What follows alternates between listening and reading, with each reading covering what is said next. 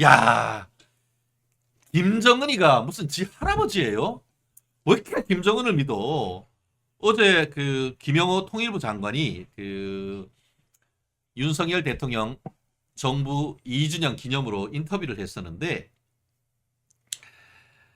북한의 비핵화 진정성을 믿었다는 문재인 회고록 내용과 관련해 정세를 오판하는 결과를 가지고 올 수 있다라고 비판을 하면서 특히 이는 더 이상 독일의 영토 확장을 꾀하지 않겠다는 아돌프 히틀러의 말을 믿고 1938년 미넨 협정을 체결했던 네빌 챔벌레인 당시 영국 수상의 실책에 빗댔다. 이런 말씀을 했습니다.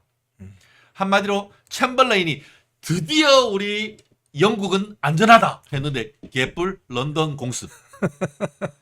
이게 뭡니까? 이거 뭐 김정은을 믿느니 차라리 히틀러를 믿겠다 이런 얘기가 안 나올 수 없는 거 아닙니까 이거? 당연하죠. 이게 그때 그 영국 수상이 예. 독일까지 갔어요. 가서 히틀러를 만난 거죠. 그렇죠. 만나서 보니까 아, 이 사람은 우리 영국을 침공하지는 않을 것 같아. 완전 오판한 거죠. 예, 예. 이 오판이 넘어간 건데 그게 기본적으로 어떤 그 베이스를 가지고 있냐면 공격이 최선의 방어다 이런 생각을 해야 되는데 계속 수비만 잘하면 되겠지 네. 이런 생각이 깔려 있어서 그런 거예요. 지금 문재인 전 대통령 해고록도 보면 북한은 핵을 쓰려고 만든 게 아니고 보관을 위해서만 만든 것이다. 지금 장난합니까? 원래 그 얘기 하잖아요. 그 말 걷다가 말이 생기면은 말 타고 싶은 말을 타면은 마부 잡히고 싶다는 얘기가 그게 사람들의 본성을 얘기하는 그렇죠. 거 아닙니까? 핵이라는 것은요, 시청자 여러분. 핵을 개발하려면 NPT도 탈퇴해서 경제 제재도 받아야 되고 핵 만드는데 엄청난 하이테크놀로지가 필요하고 많은 돈이 들어가요. 그 돈 도대체 어디서 난 거예요, 도대체? 근데 그 핵무기를 개발해서 지하에 숨겨놨겠죠. 예를 들자면. 그러면 그거 그 최고 권력자, 최고 존엄자는 만지작 하고 싶지 않겠어요? 그래서 핵무기는 엄정한 관리하에 있는 국가들만 지금 가지고 있는 거예요. 어떻게 보면. 그런데 굉장히 위험한 장난감이 지금 김정은 손에 있는 거죠. 그렇기 때문에 그걸 어떻게 믿냐고. 핵을 쓰려고 만든 것이 아니라 보관하려고 만들었다고? 이런 엉뚱구리가 어디 있습니까? 그걸 그래 해고력에 또 써요. 그 이야기를. 야, 진짜 예쁜 마녀님. 야, 저 한마디가 저의 가슴을 찢습니다. 정은이가 사람 보는 눈인데. 와, 좀 전에 얘기하신 것처럼 문재인이가 이렇게 해서 정은이 말 다 듣는 사이에 우리 머리 꼭대기에는 ICBM, Intercontinental Ballistic Missile, 대륙간 탄도 미사일뿐만 아니고 IRBM, 중거리 탄도 미사일, 잠수함에서 발생하는 SRBM, 이게 무슨 고도화를 넘어서 뭐 구색이 무슨 뭐 벤츠 A 클래스, B 클래스, C 클래스, E 클래스, X 클래스까지 그 클래스 다 하는 동안 지금 당신들 뭐 했냐고. 우리 머리 위에 핵을 이고 사가야 되는데 그런데 무슨 뭐 정은이 말을 다 믿었다고? 이게 도대체 뭐 그러니까 김영호 장관이 뭐라고 했냐면은 외교에 있어서는 중요한 것이 두 가지다. 하나는 의도와 하나는 능력이다. 능력이 있는지 의도가 있는지 두 개를 봐야 되는데 문재인이는 의도만 가지고 선한 의도가 있다고 하면서 능력을 안 보고 있는 동안 능력을 다 키워나도록 그냥 놔두고 그것 또한 뒷돈으로 해가지고 돈 주고 공해상에서 북한으로 해가지고 각종 이 그 광물질 다 실어 보내도록 놔둔 그런 것도 특검하자고 지난번에 얘기했던 거 아닙니까? 이게 도대체 뭡니까? 맞죠. 그러니까 북한의 선한 의도, 제가 지난번 시간에도 말씀드렸지만 똑같은 영롱한 아침 이슬을 장미가 먹으면 향기를 내지만 독사가 먹으면 독을 만든다고요. 그럼 저 상대편이 독사인지 장미인지를 알고 챔벌린 영국 수상도 히틀러를 보고 장미구나 생각한 거예요. 바보같이. 히틀러를 장미로 생각한 거예요. 그래서 우리 쪽은 침공하지 않겠구나 했는데 나중에 알고 보니 독사네. 그것도 살모사야. 그렇습니다. 아까 얘기한 것처럼 그 영국 수상 챔벌레인이 미넨 회담 결과 어떻게 됐죠? 결국 1939년 세계제 2차 대전이 일어난 거 그렇죠. 아닙니까? 네. 그리고 독일이 쏜 미사일에 독일이 보낸 항공기에 런던이 초토화된 거 아닙니까? 초토화된 거죠. 완전히 그냥. 근데 그 영국 국민들이 대단한 것이요. 그 당시에 폭탄을 맞아가지고 뭐 이렇게 건물이 많이 무너졌는데도 불구하고 저도 이제 영국서 공부할 때 보니까 아 맞아, 영국서 공부했지. 그 영국 사람들이 보통 사람들이 아닙니다, 여러분. 이 나치가 자기들을 괴롭혔던 그 유산을 건물을 헐지 않고 네. 우리 같으면 그냥 완전히 밀어버리고 재개발했을 텐데 그걸 살려서 새롭게 이렇게 만들어서 다 보존하고 있습니다. 그 사진 한 장 찍어놨습니까? 아, 많죠 사진. 아 예, 역시 다음번에 한번 그 사진 좀 가지고 있어. 살짝. 그래서 이렇게 얘기했어요. 그 김영호 그 장관께서 북한의 의도를 전적으로 믿는다고 하면 그것은 대단히 부정적인 안보상의 결과를 가져갈 수밖에 없다. 그래서 윤석열 정부는 북한의 핵과 미사일 능력에 대해서 억제하겠다라고 하는 것이다. 그게 바로 맞는 방향 아닙니까? 당연하죠. 엄정한 국제 정치 세계에서는 주먹이 깡패입니다. 시청자 여러분. 음. 뭐 독도 가서 그 독도는 우리 땅이에요라고 외치는 조국식의 저런 아주 저급한 정치 행태는 조국의 행태는 결국 누굴 도와주느냐? 일본 우파들을 도와주는 거예요. 독도 다케시마 우리 건데라고 하는 일본 우파들을 도와준다고. 민간인이 가서 아 독도는 우리 땅이다. 우리 퍼포먼스 하면 그건 즐거운 일이에요. 하지만 유력 정치인으로 지금 등록이 됐잖아. 제3당의 당수잖아요. 그런 사람이 독도 가서 독도 우리 땅이라고 하면 일본 우익들이 좋아한다니까요. 그래서 제가 봤을 때는 이 극과 극은 통하는 것 같아요. 일본 우익을 위해서 거 가서 퍼포먼스를 해준 조국을 보고 있으면 이런 생각이 드는 거예요.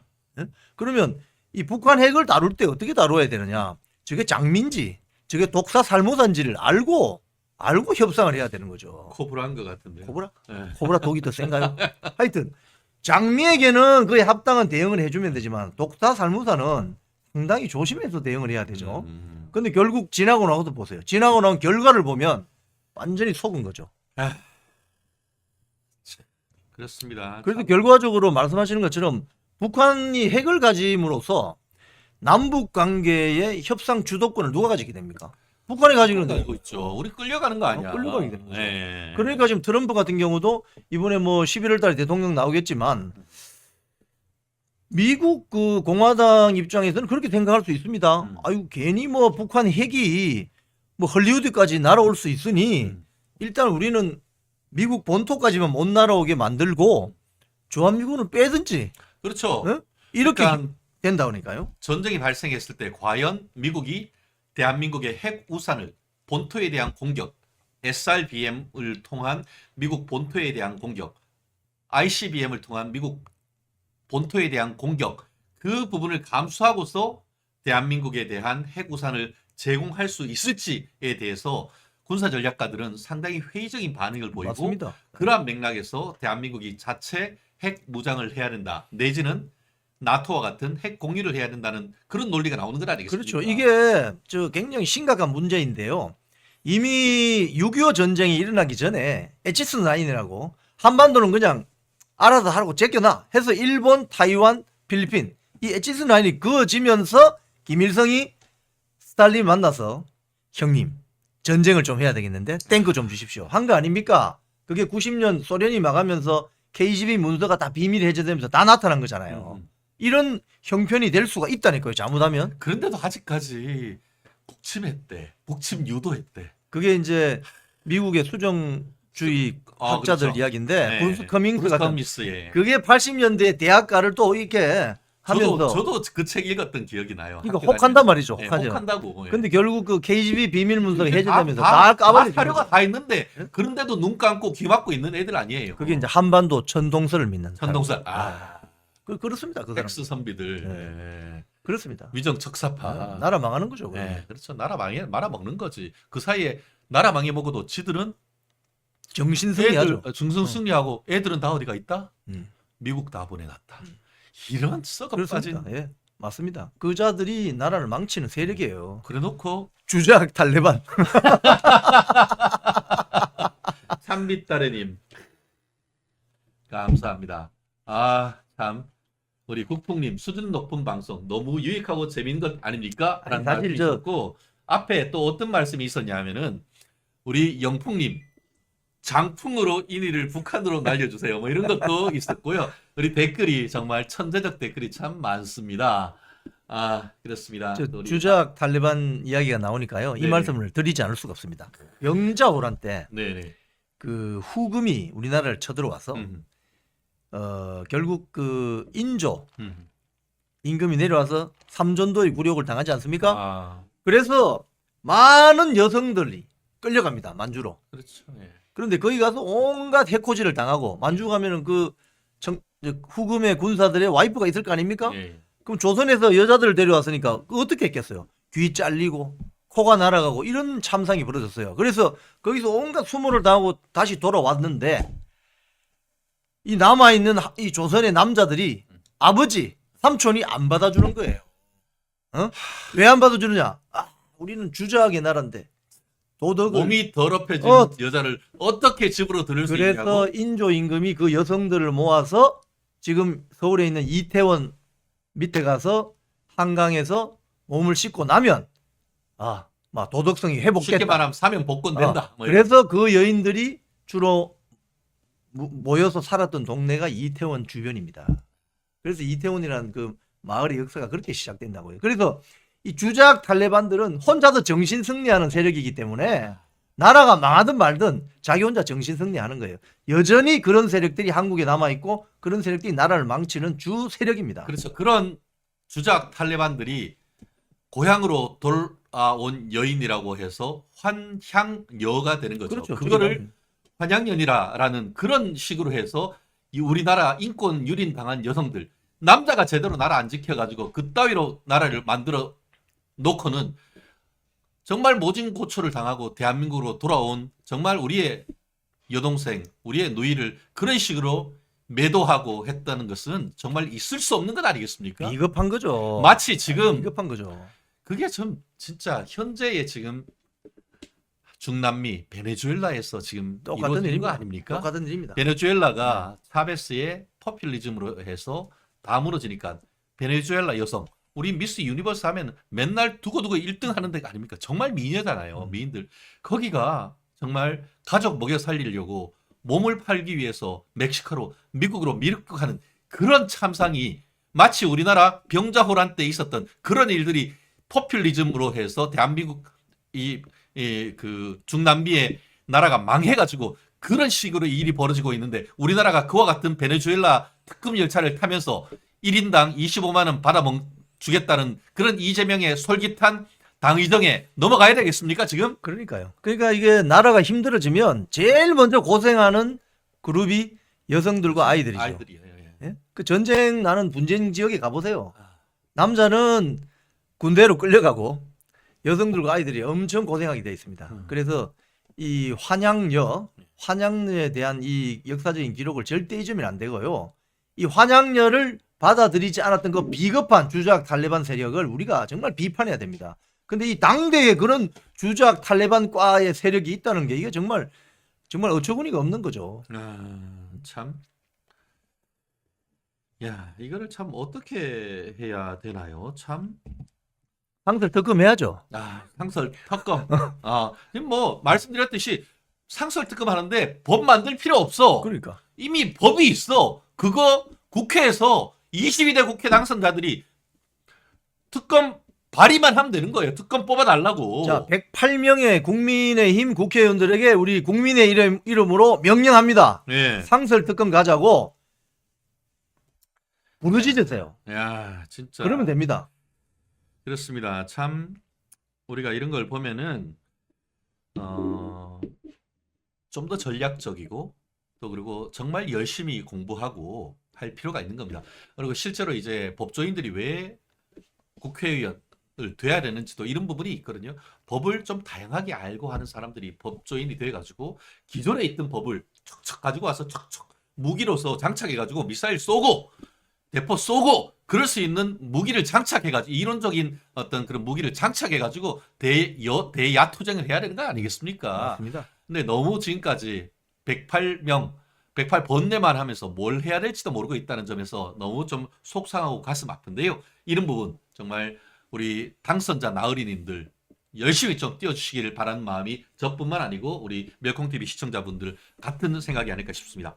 자, 맞습니다. 네. 이번에 또 다음 이슈로 넘어가는데요. 아까 처음에 우리 방송 시작하기 전에 첫 댓글로 문재인 당시 또 탈북자 강제 송환 그리고 또 서해 해수부 공무원 피살 사건에 대해서도 다뤄달라 그 말씀했는데 저도 똑같은 생각을 어젯밤에 하면서 요 두 분은 야 준비를 했었는데 저의 마음을 싹 읽으신 거예요. 근데 어제 그 중앙일보 논설에서 그 얘기를 썼단 말이에요. 국내외적 비판을 받은 탈북 선언 강제 북송 사건은 대담 형식 회고록 본문에서 제대로 다뤄지지 않았다. 반성 안 하고 있다는 거 아닙니까? 반성 안 하고 있는 것이고요. 그 탈북한 사람을 판문점을 통해서 떠밀어 가지고 예. 이 두 분이 나중에 어떤 언론 보도를 보면 어디로 가는지도 몰랐어요. 물론 처음에 눈 가리고 눈 가리고 갔거든요. 경찰 특공대 제가 니들이 거기 왜 가? 판문점 주변에서 근무하지 않았습니다. 네, 이 판문점을 가려면 자유의 다리를 건너야 됩니다. 그렇죠. 예. 저도 자대 배치 받을 때 자유의 다리에 딱 그 저희들이 탄 차량이 서길래 이게 무슨 일이지? 그 밤이었습니다. 컴컴한 밤이었어요.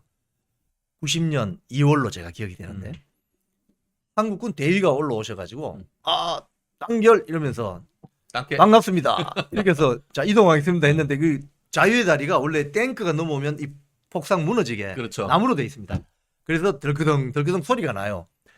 그분들이 아마 그 다리를 넘어가는 순간 이거 이상한 데로 가는구나 이거 뭐지? 알았을 겁니다. 그래서 거기서 쭉 그 제3 땅굴 있는 옆으로 해서 우회전해서 쭉 가면 이제 판문점이 나오는데 제법 멀리 갔죠. 예, 제법 멀리 갑니다. 딱 내리는 순간 아이쿠 큰일 났군 죽었구나 이런 생각을 했을 거예요. 거기서 무릎 털썩 덜덜 주저앉았잖아요. 그 사진을 보면 네. 그 사진도 나중에 계속 요구를 하니까 통일부가 찍어놓은 사진이 나온 거잖아요. 그것도 공식적으로 안 찍고 옆에 휴대폰 찍은 것 같이. 예. 안 가려고 몸부림치는 마치 도살장으로 끌려가는 정말 가축 같은 그런 느낌이 아니었습니까? 그 떠밀어서 예. 이제 북한군 손에 딱 잡히는 순간 그 두 분들이 모든 걸 포기하고 시리에 빠져서 힘없이 끌려가는 그 장면. 야. 그 장면을 보면 어떤 생각이 드냐면요. 문재인 정권이 왜 그 두 분을 그렇게 북한으로 압송을 했을까? 저는 이렇게 생각합니다. 탈북자들 더 이상 넘어오지 마세요. 북한 탈북하지 마세요. 라는 메시지를 보여준 거예요. 그래서 이게 문재인의 탈북자 강제 추방, 북한 주민 탈북 방지용이었냐? 이게 제 오늘의 이슈의 핵심 타이틀입니다. 그 메시지를 문재인 정권이 날린 거죠. 그래서 어제 김영호 통일부 장관이 뭐라고 했냐면은 지난해 동서해 해상으로 탈북한 가족들의 증언을 들어보면 만약 지금도 한국에 문재인 정부가 있다고 하면은 자신들은 오지 않겠다. 탈북을 감행하지 않았을 것이라고 했다고 소개를 했어요. 그러면서 2019년 11월 문재인 정부가 한국을 찾아온 두 북한 사람을 강제로 추방했다라고 하면서 이 탈북 어부 북송 사건을 언급했는데요. 이야, 지난해 한국을 찾아온 탈북민들의 증언을 들어보면 문재인 정부의 대북 정책이란 것이 북한 주민들에게 어떤 의미를 가지는지 분명하다라고 직격했습니다. 결국은 김정은 체제를 더욱더 강고하게 만들어주는 그런 메시지를 날린 거죠. 탈북하면은 한국에 오더라도 판문점을 통해서 또 다시 나버린다. 압송됩니다. 북한에 가서 예. 어떻게 되겠어요, 이 사람들이? 고문받고 사망이죠, 뭐. 고사포 아우지 탄광? 진짜 말 진짜 입에 꺼내기도 참 그렇네. 그게 지금 자유민주주의 체제의 대통령이라고 할 수 있어요? 인권이 존중되는 나라의 대통령이라 할 수 있냐고. 참.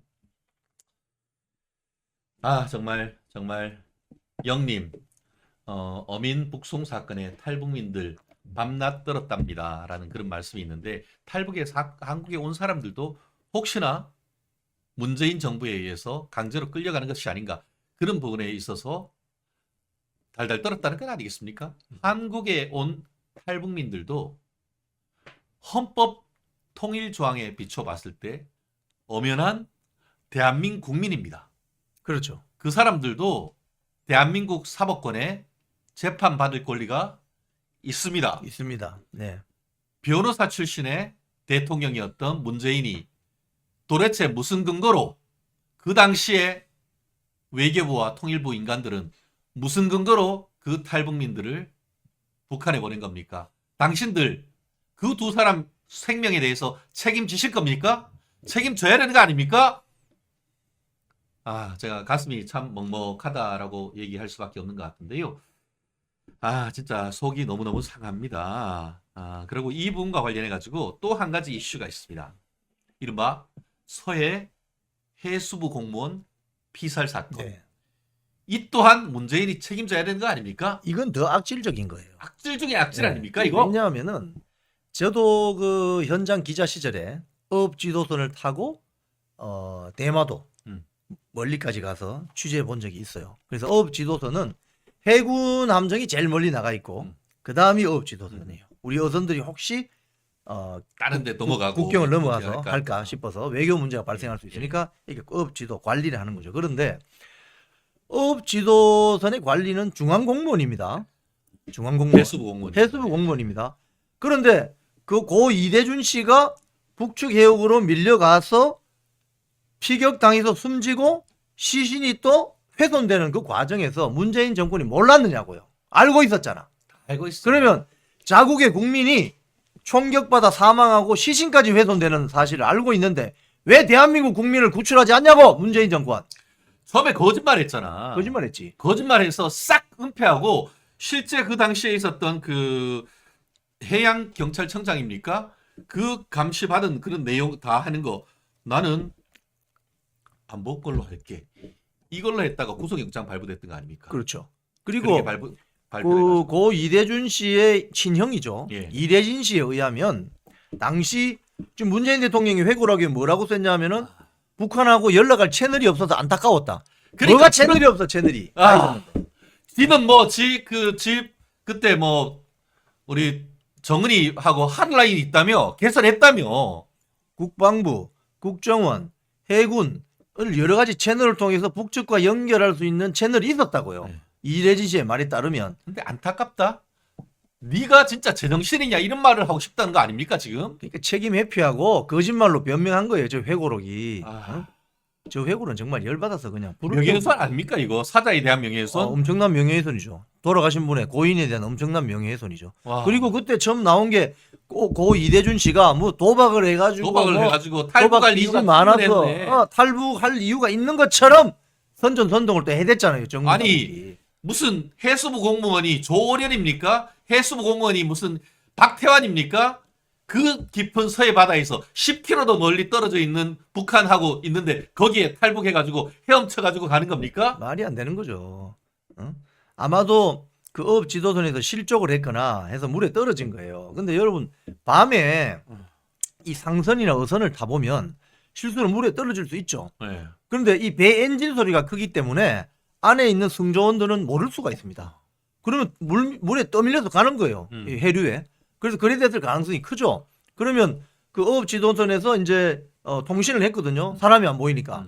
그럼 그때부터 우리 해군이나 통신 감청 부대는 총동원되어서 우리 국민을 살리려고 노력을 했어야지. 그리고 실제로 그 당시에 구체적인 이제 수사가 진행되면서 서훈 전 장관도 구속됐고 아까 해양경찰청장도 사건을 은폐하고 이게 바로 사실은 직권남용 권리행사 방해거든요. 그렇죠. 적극적으로 은폐했으니까 문재인 정권에서 처음에 모른다고 했다. 사실 이게 특검이 돼가지고 정말 정권을 바짝 뒤집어 놓을 수 있는 그런 사안이었단 말이에요. 그런데 결국 은폐했다가 나중에 이제 검찰이 수사를 해가지고 그렇죠. 사안을 밝혀서 다 구속시키고 사법 처리를 했던 사안인 것 같은데요. 그때 아시다시피 처음에 탈북했다? 나중에 알고 왔더니만 이 그 라이프 자켓 이게 구조 자켓에 한글이 쓴 게 아니고 한문이 쓰여 있다. 그래가지고 결국은 거기에 서해에 사실은 이게 중국 어선들이 많이 왔다 갔다 하죠. 그러니까 중국 어선에서 이렇게 구명조끼를 줘가지고 이 그 떠내려가고 있었던 그런 상황이었던 정황도 있었던 거 아닙니까? 그렇죠. 그럼 충분하게 구조도 하고 계속 어떤 그 구조를 하기 위한 대한민국 국민의 생명을 구조하기 위한 노력을 했었어야 되는 상황 아니었습니까?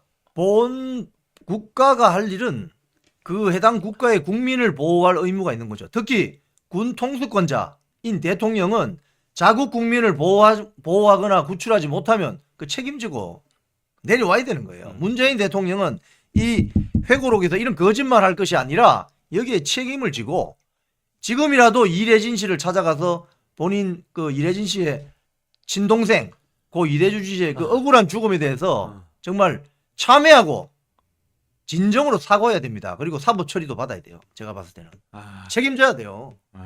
참